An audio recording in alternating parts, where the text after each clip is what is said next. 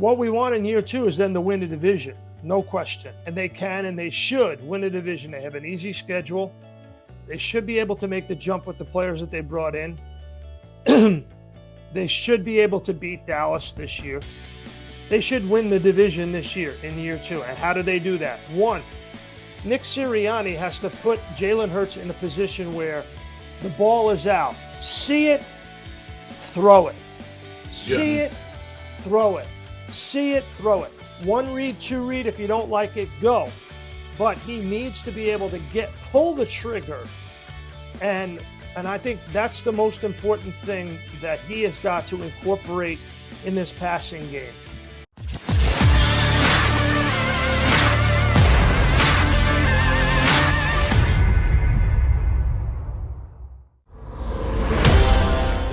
Has done a phenomenal job both in print, in the electronic media, unbelievable author, you name it, he's done it, and also served our country very proudly as well in the United States Navy. The one and only Sal Paolantonio. Sal, welcome to the show. It's great to see you, man. Oh, there he my is. God. Oh, Sal, how's it going, man?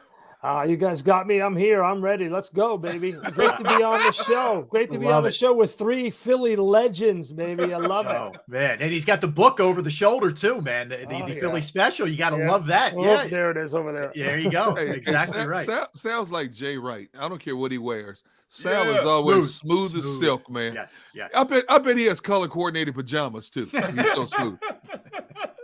Sal, no comment on that. Yeah. He's always been that way. Like I work with Sal of the NFL Films. You know, he did the show Matchup, and I would come in and he was the ringleader. You know what I'm saying? He was the point guard. He passed it off to different guys. And I learned the business from him, just knowing how to present. And be professional. His professionalism, when I was up there was top notch. Because I was used to being around guys like Baldy, who's not, Oh, I would, you know what I'm saying? Holy shot! Don't say that. It's not a shot. I believe in a Deion Sanders creed. You look good, you play good. You play good, you live good. You get paid good, you eat good, you die good. Yeah, I love that. Well, and that's where Sal Pal came in. But Baldy would come in, cut off shorts, flip flops. It's a different. But he would get the job done. The job was always going to get done. Yeah. Oh, yeah. Going to get done. But I'm talking about the presentation. You know what I'm saying? I hear you. Well, Sal, let's you've seen it all pretty much in your time and covering the NFL and the Birds as well. Yeah. This current Birds team, it was very interesting thus far. It's been a very interesting offseason, capped off by last weekend when they made a lot of moves here. Your sense of how much better they got than they were 10 days ago to where they are right now, heading into that 2022 season, where they can still make a lot of moves too, but on paper right now. Well, Rob, you could go a 10-day window, or you can go like Howie Roseman said. He said, I believe this team is better than the one that took the field on January 9th against the Bucs. I happen to agree with them. They're better for sure. But if you just want to look at the 10-day window, the draft window, you drafted, in my view and the view of a lot of people, the best defensive tackle in this draft, a guy who won the Bednarik Award and the Outland Trophy Award in Jordan Davis. And you drafted the best linebacker in this draft, a guy who won the Butkus Award, also from the University of Georgia, in Nakobe Dean. And you got yourself a bona fide #1 wide receiver. And that's how this offseason will be graded going forward. Let's just look specifically at Davis. Before I came on, I heard Barrett and you guys talking about what Jordan Davis's role will be. And Barrett knows this much better than I do. But from what I see, they finally got a guy, which they haven't had in a long time, who you cannot block one-on-one. I mean, sure, Fletcher Cox definitely was in that category many years ago. But you can't block this young man one-on-one. He will demand a double team every time he gets on the field. That will open things up for run stopping and pass rushing opportunities. You occupy 2 blockers. Your linebackers can then do their job better. I think this pick, this was the pick that I wanted to make at that spot.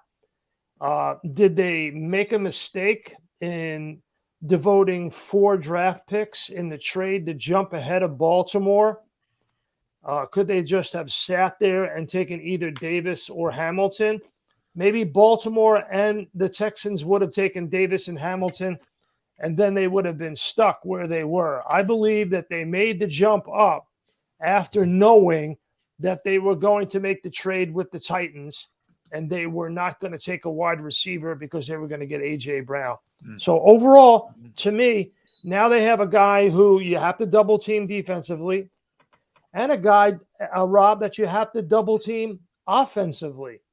You line up A.J. Brown and you line him up to the right of Jalen Hurts, and you move Devontae Smith around the line of scrimmage. I'm interested to see how they incorporate Jalen Reagor, if they can, revive his fortunes within this passing game.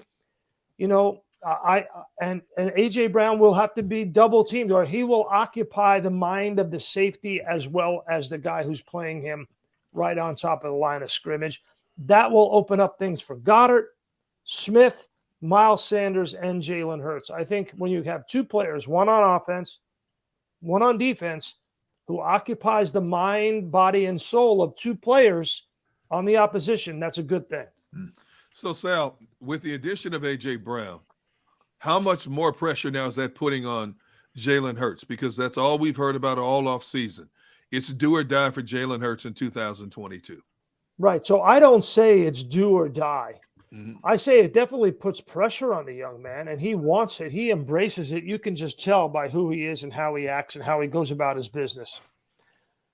You can't just automatically assume that in 1 year, this is automatically just going to come together. Doesn't happen like that in the National Football League. Am I right about that, Barry? Right, absolutely. It takes. But will Philly wait? Will the team be patient? Will the team itself be patient, knowing they're armed with 2 first-round picks in 2023? Don't automatically assume Jalen Hurts is going to go from a quarterback who is under 500 in his record, 9-10, as a starter, to a guy who's going to win 13, 14 games just because you added A.J. Brown. It's going to take at least a year for the whole thing to come together. Absolutely. And in talking about the guys going to orchestrate that and get everybody moving in the right direction, you're talking about a head coach who's young, still a young staff, Gannon. How do you see them progressing into this next year? Because it was baptism by fire last year, and he changed it up, got the offense going in the right direction. Defensively, they were just okay. Where do you think this coaching staff is in their maturation of becoming, what we've seen in Philly the past couple of years with with Big Red and Chip Kelly going in the wrong direction. But now I think with Doug back on track, and I think they go further. I think they're going to do a pretty good job here also. What's your grade on this coaching staff? Right. So Chip Kelly made the playoffs in his first year, no longer here. Ray Rhodes made the playoffs in his first year. Yep. Was gone. So what does Nick Sirianni have to do to create that bridge, right? And I think it's a 3-year plan. It always is in the NFL, but in this particular case, it's definitely a 3-year plan.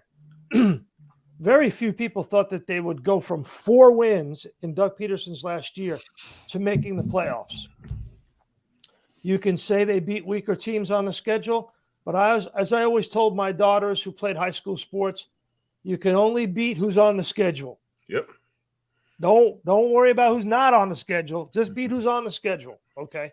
So they go into Tampa with a quarterback with a bad knee, playing against the best defensive coordinator in the NFL, playing against the best quarterback who ever played. It was a learning curve, very big one. So what do we want in year 2? What we want in year 2 is then to win the division. No question. And they can and they should win a division. They have an easy schedule. They should be able to make the jump with the players that they brought in. They should be able to beat Dallas this year. They should win the division this year in year 2. And how do they do that? 1, Nick Sirianni has to put Jalen Hurts in a position where the ball is out. See it, throw it. See it, throw it. See it, throw it. 1 read, 2 read. If you don't like it, go.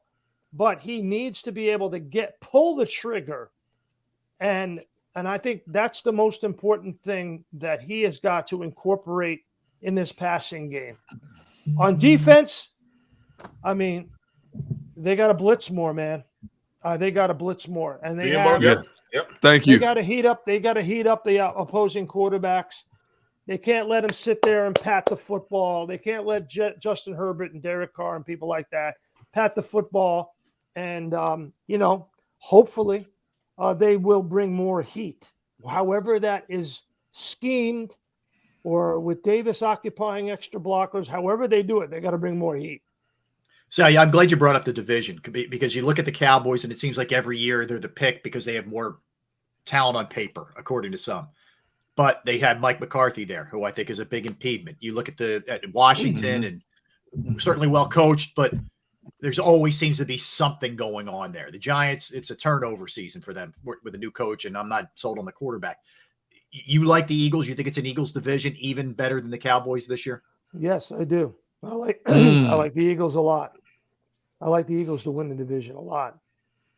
Who are your favorite teams in the NFC, Sal? Who are the heavyweights of the NFC? There's not very many. Nope. I think the heavyweights, heavyweights are Green Bay, for sure. Tampa Bay, for sure. Mm-hmm. That would be the heavyweight division within the conference, D Gun. And I think second level is Arizona. Obviously, LA would have to be heavyweight. Excuse me, I left out the Rams. So Rams, Bucks, Packers, heavyweight division in the conference. And then after that, it's a second tier. And I think the Eagles can get in that second tier if they do a number of things better than they did last season. And I think that they can. They can. Well, looking at how the Eagles fit into the division and everything, I think they need to compete more on the defensive side of the ball. But can they with the secondary that they have right now? They have two guys that were there. They got Harris, they got big play Slay. They're still missing a wide corner and I'm saying a safety, but they like Epps. So, but how do you think they attack those spots? Are they still not done in free agency, or are they going to go with Zach McPherson and those guys are in the locker room? Well, the Bucks won the Super Bowl 2 years ago with a lot of safeties that they mixed and matched. Todd Bowles had a lot of injuries in his secondary. The Rams had to bring a safety off the couch. Oh, yeah, that's right. Eric Weddle. Yeah. Weddle, yeah. Okay. So how did both of those teams win the Super Bowl? They win it with superior pass rush. Yep. They won it with a superior pass rush. I mean, you look at it, the AFC's loaded, but the NFC won the last two Super Bowls with a superior pass rush, nullifying the play of two young quarterbacks from the AFC, Patrick Mahomes II 2 years ago and Joe Burrow last year. So they're going to have to trust their secondary and use a superior pass rush to get to the quarterback. But I agree with you. If there's one big hole in this offseason, it is the fact is that they do not have enough outside corners. They don't. Hey, Sal, you have covered so many games in your long and illustrious career. What's the worst game you ever had to cover? Whether it's from technical problems, weather, technical problems, or whatever the case may be. What's the worst game that you've ever had to cover? It's had some cold ones, that's for sure. Yeah, I've had some pretty bad cold ones. I mean, but I never complain about the weather. I mean, I covered that game, Seattle at Minnesota playoff game, minus 33 degrees. And if you remember that they had torn down the Metrodome and the new stadium, US Bank, was not up yet. So they played it outdoors at the University of Minnesota. Yes. Right. So Bud Grant showed up in shirt sleeve. It was minus 33 now. Now, that's not a misprint. So before the game, I'm acting all cool because Russell Wilson's out there warming up without gloves on. So he's live on the field warming up without gloves on. And I'm live in front of the camera on Sunday NFL Countdown. And I say, you know what? Just to prove I'm tough as Russell Wilson, I'm going to take my gloves off and I'm going to do this stand-up without gloves. But, Rob, I forgot that the microphone was metal. Yes. My hand I knew it. to the microphone. What? I knew it. I knew that's where it was going. Oh my So God. I'm like, okay, back to you. And I'm like, I unplugged the mic and I got to go inside and wait till my hand unthaws. And I'm like, Wow. I think I'm going to lose a finger or two here. Oh my God. Oh, That's my awesome. goodness. That is awesome. I was not tough as Russell Wilson, but that was an interesting game. I think the hardest game I ever covered, without a doubt, was the Eagles' loss in the NFC Championship game to the Bucs to close down Veterans Stadium. Oh yeah.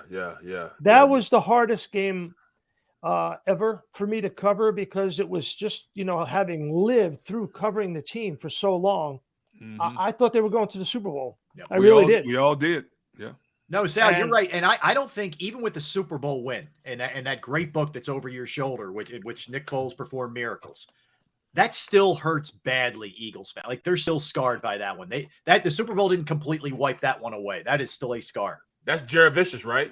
Yeah, that was Judge Gruden. Yeah. Gruden shut down the vet. That was the first game that my wife went to, and the last game my wife went to. Yeah, that probably wasn't pretty walking out of there, man. I could imagine. No, it was bad. Rondé Barber is still running down I-95 with that. You had to do that. You got to do that, Connor. Well, No, you but- brought it up. So. It's true. It's true. I gotta ask you this, Sal. I mentioned the teams in the Eagles division with some instability, certainly in the ownership ranks in the front office. The Eagles have had Jeffrey Lurie in place now since 1994. Howie's been in place for a very long time as the guy, other than the Chip Kelly year where he got exiled. How do you view what the Eagles have done from a stability standpoint as a front office? Well, first of all, Rob, they should have won more than one Super Bowl, in my view. They should have won one when Andy was here, maybe two. And it took a miracle from Nick Foles and Doug Peterson to finally get over the hump. I don't think people understand really what Nick Foles and Doug Peterson and that football team, and what Brandon Graham and Fletcher Cox and Jason Kelsey and Selleck and Zach Ertz performed in that game. You beat Tom Brady on one of Tom Brady's best days ever.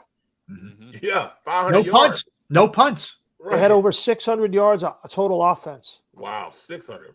600 total yards of offense. Didn't punt. Brady's still bitter about that loss. There's no question about it. And what Nick Foles performed on the field was literally a magic act, and it was a great performance. And so that's what it took in order to get that first trophy. I think overall, big picture, given the amount of resources available to Jeffrey Lurie in his tenure, he should have won more Super Bowls. That's the bottom line. So that's the grade I would give him. Very interesting. Very Sal, do you think that Howie has learned his lesson in terms of critiquing and drafting players? For the second year in a row now, they've dipped into the SEC for their premier draft picks, when we were screaming for years about them totally neglecting the SEC, which is like the AAA of football. Yeah, and no more Andre Dillards, and no more Right. Nelson Aguilars and those Pac-12 players and Sidney Jones. Yeah, let's go SEC. And I think they have learned their lesson. You have to learn your lesson in the NFL in order to keep up.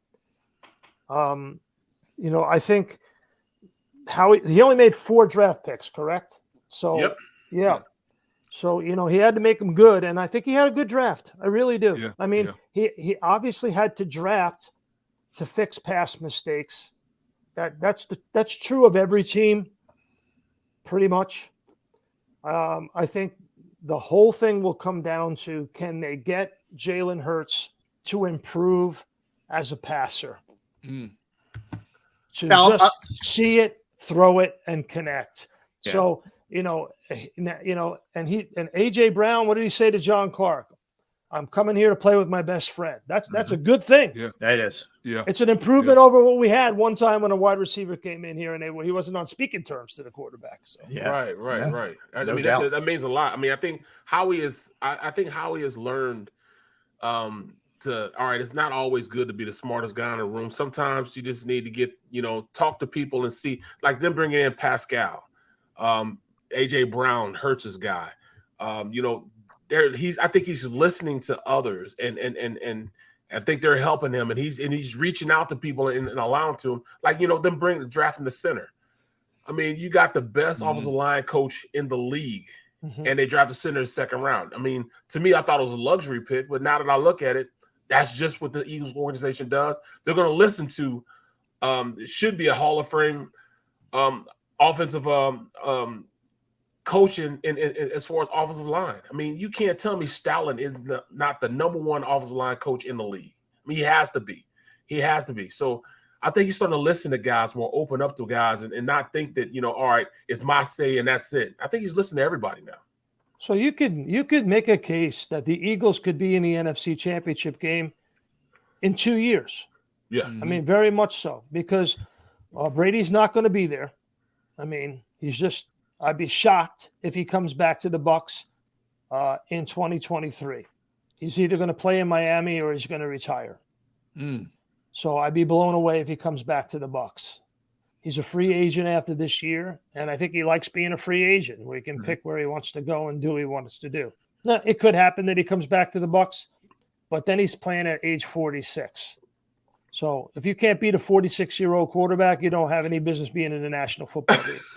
Am I right about that? Am I right about That's that? well said. That's well. Yeah. Sal, I'm and Aaron always Rodgers, you never know what's going on with him. Aaron Rodgers loses 169 targets. Yeah, really. Devontae Adams Wow. is playing in Las Vegas. I mean, I don't know much about much, but 169 targets is a big hole that you just blew in the Packers offense. Yeah. Where is he throwing the ball 169 times? Where's it going? Yeah. So, there's going to be, not this year necessarily, but next year, I think there's going to be a breach. There's going to be a vacuum in the conference. That's why D Gunn, that was a good question. Like, who are the heavyweights, right? Yeah. Yeah.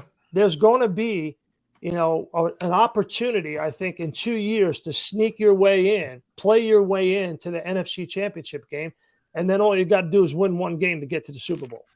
Well said.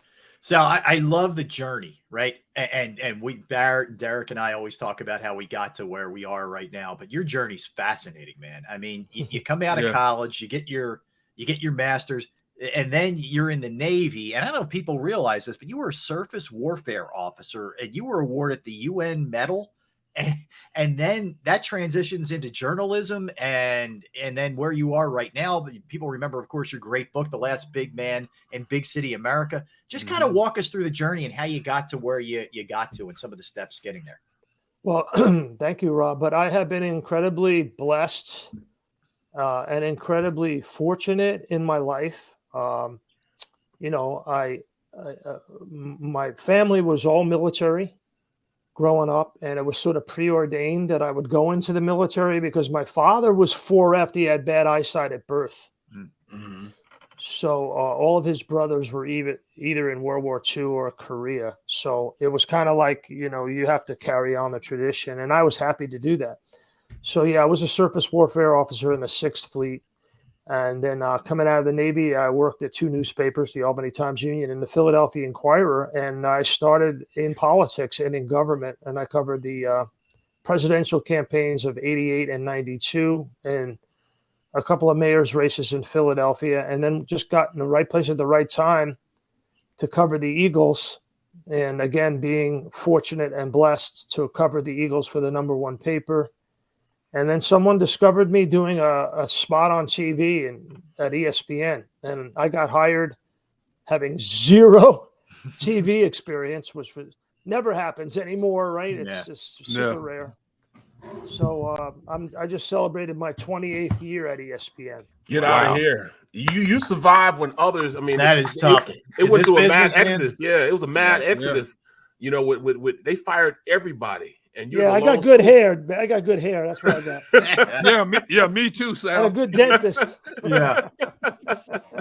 Amazing, Sal, man. listen, we can't thank you enough for hopping on, man. We really do appreciate it, talking you, little Eagles with you and walk down memory lane and all that good stuff. But we love your work and we appreciate you giving us a couple minutes today. Thank you. Yeah, I really appreciate being on with you gentlemen. I have a ton of respect for how you've approached not only your jobs, but your life, as I like to say, you got to have shalom in the home. No amount of success, Vicekahema once told me, no amount of success can compensate for failure in the home. And I know that you guys are all family men. Mm-hmm. And so it's my pleasure to be with you and to share some of my thoughts on the team. I'm very bullish on the draft. I'm very bullish on the team.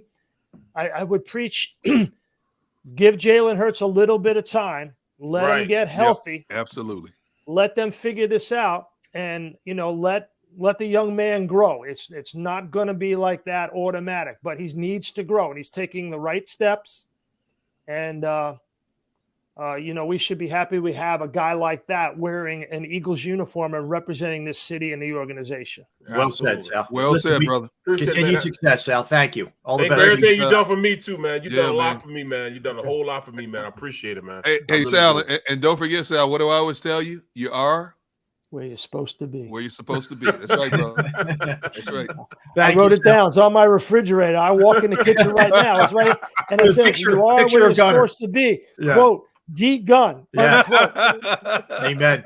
Can't go wrong there. Sal, thanks. Man. Appreciate it. Thank you, Appreciate brother. you, man. Thank you. All right, Good luck you with got the it. show. Good luck Thank with the you. show. Appreciate man. that, Sal. Yeah.